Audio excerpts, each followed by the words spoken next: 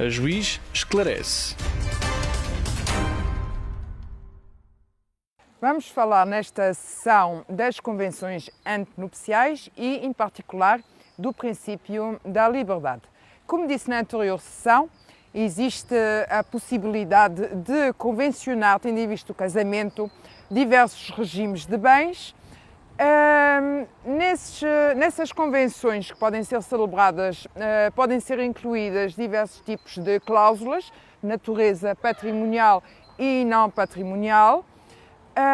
É isso que iremos esmiuçar nesta sessão, sendo certo que, como já mencionei na anterior sessão, existem determinados limites, que são os casos imperativos de separação de bens, quando um dos cônjuges tenha pelo menos 60 anos, e nos casos em que o casamento não é precedido do processo preliminar do casamento. Bom, tirando essas situações, e ainda naquela situação em que não é possível convencionar o regime geral de bens porque existem filhos anteriores ao casamento, filhos menores ou maiores, portanto, tirando essas situações que são excepcionais, os cônjuges podem acordar o que quiserem no âmbito das convenções antenupciais, desde que não violem determinadas regras. Portanto, há normas imperativas, os bons costumes não podem ser violados, portanto, têm de respeitar essas convenções, têm de respeitar essas normas imperativas, os bons costumes também. E existem, para além disso, outras restrições que eu vou passar a mencionar. Portanto, as convenções não podem prever restrição dos direitos parentais ou conjugais, não podem prever a comunicabilidade dos bens que a lei imperativamente diz que são bens próprios.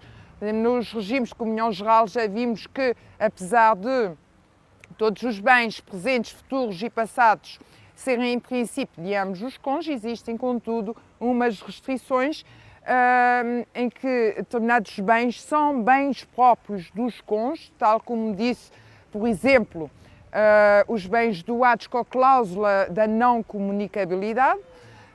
Portanto, nesses bens que ela elenca como bens próprios, mesmo nos regimes de comunhão, os cônjuges não poderão estipular, portanto, que esses bens passam a ser comuns. Relativamente à natureza das cláusulas que podem ser inseridas nessas convenções, vou passar a exemplificar algumas, de forma que se possa perceber do que é que estamos a falar. Por exemplo, nas cláusulas que se referem a assuntos não patrimoniais, temos, por exemplo, a possibilidade de inserir acordos relativos à educação dos filhos, orientações religiosas dos filhos, portanto, os cônjuges convencionarem desde logo que irão educar o filho de acordo com determinado credo. Podem ser estipuladas, por exemplo, regras relativas a visitas aos sogros, por exemplo. Poderão ser estipuladas regras relativas à divisão ao contributo de cada um para os encargos da vida doméstica, de que forma é que cada um deles irá contribuir. Portanto, já vimos noutra sessão que, de acordo com as suas possibilidades e capacidades, cada um dos cônjuges deve contribuir, mas podem ficar desde já estipuladas as formas de contribuição de cada um deles, portanto, ficar já plasmado na convenção antenupcial. Há, contudo, normas, por exemplo, de natureza patrimonial que não podem alterar, por exemplo, as regras que a lei tem relativa à administração dos bens. Portanto, a lei tem um conjunto de regras que não podem ser alteradas, que determinam de que forma é que os bens do casal são administrados e por quem. Portanto, há determinadas regras que a lei impõe que sejam daquela forma e de mais nenhuma e, portanto, as cláusulas que venham a ser previstas não poderão alterar essas normas. Tal como disse relativamente aos regimes de bens, poderá também haver cláusulas em que se preveja que casam sob o regime da comunhão de adquiridos, mas se tiverem um filho, o regime passa a ser o da comunhão geral. Portanto, isso pode ficar desde logo previsto que no caso de haver descendência, portanto, o regime de bens passa a ser outro. Claro que isso, como iremos ver noutra sessão, está sujeito a determinados requisitos de forma e terá de ser registada, até porque há uma preocupação de proteger terceiros que possam vir a relacionar-se em termos patrimoniais com o casal e que, portanto, terão de saber exatamente a que regime é que estão subordinadas por cada regime de bens.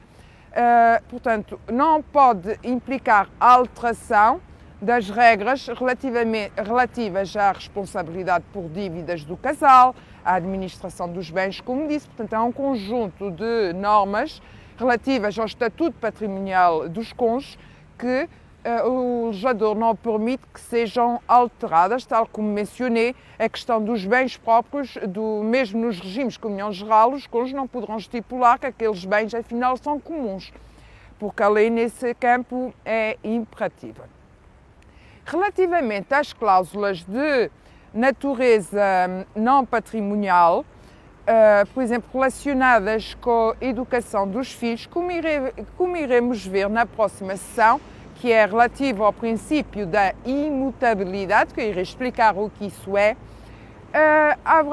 poderá acontecer que, no futuro, seja necessário alterar, quer porque o interesse do filho impõe outro tipo de regulamentação que não estava previsto quando foi celebrado aquele acordo.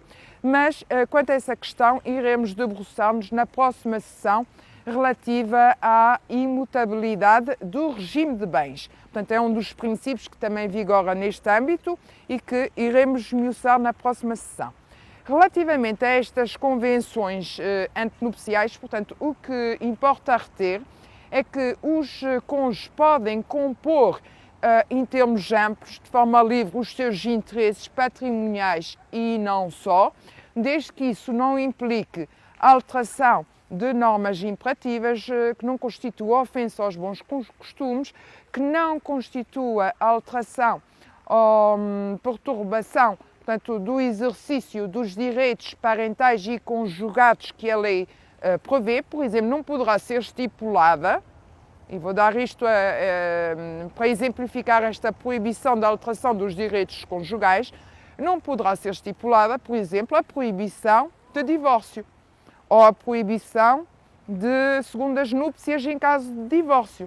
Portanto, nenhuma dessas normas poderá ser considerada válida porque constitui violação de normas de direitos irrenunciáveis dos cônjuges, portanto, que a lei elenca no âmbito do Estatuto. E ainda tenho outro exemplo que é, portanto, ilustrativo desta proibição. Não poderá ser, por exemplo, estipulada a possibilidade de violação do direito de fidelidade, a possibilidade de violação do direito de respeito. Portanto, esses direitos e deveres integram-se no âmbito dos direitos conjugais que uma convenção antenupcial não pode derrogar. O que poderá já ser previsto, por exemplo, será a organização dos tempos do casal, o tempo que cada um deles terá de dedicar diariamente ou semanalmente, portanto, à vida doméstica. Portanto, há uma série de normas do dia a dia que poderão ser incluídas nesse âmbito, embora isso não seja muito comum, porque o que mais se vê aqui em Portugal é a aplicação do regime supletivo, em que não há celebração de convenção antenupcial e vigora, porque nada ficou previsto, o regime, portanto, de adquiridos, que é, como já vimos, o regime que vigora na ausência de estipulação em contrário. Penso que relativamente a esta questão do princípio da liberdade que vigora no âmbito das convenções antenupciais abordei o essencial. Bem-aja pela atenção.